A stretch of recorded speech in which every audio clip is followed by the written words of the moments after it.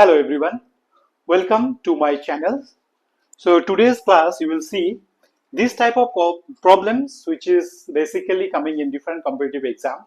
For example, RRB, NTPC, SBI, any competitive exams you will see this type of questions are coming in the exam. So I have taken all the exam together and I'm going to solve one by one, step by step.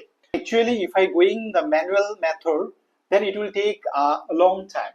So today in this video, I will going to show you a trick to find out the value of x, right?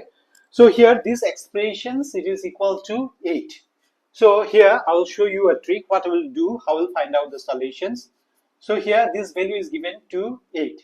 But if, provided the condition, if it is given infinity, then only this trick will be applicable. So these are some of the examples. There is no infinity. This is not up to infinity. So in that case, the trick will be different. So in the first two cases, the trick will be same. So another condition is that here it is plus, but here it is minus. In the case of plus, the trick will be different. In the case of minus, again, the trick will be different, right? So here it is equal to 8, and also it is given up to infinity.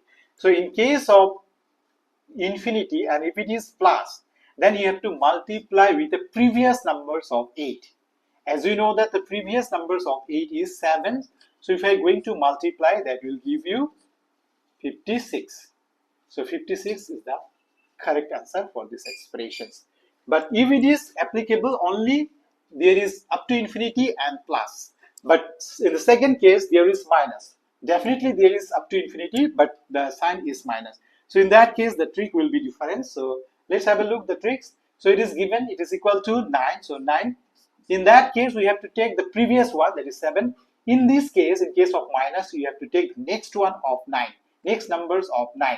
So multiply of the next numbers with 9, it will give you 10, right? So if we multiply these two numbers, that will be 90. This is the final result of these expressions, right? But now in the third case, see here that it is not up to infinity. So in that case, what we'll do, since the number 5 is repeating, so you have to take 5.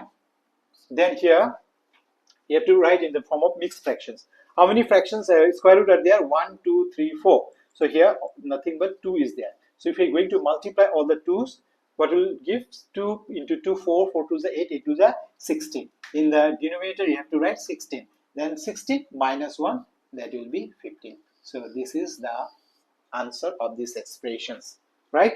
Similarly, the same patterns. So here, the number is 7. 7 is repeating. So I'll write in the mixed form. Okay, mixed form. So there should be some numbers in numerator and some numbers is denominator.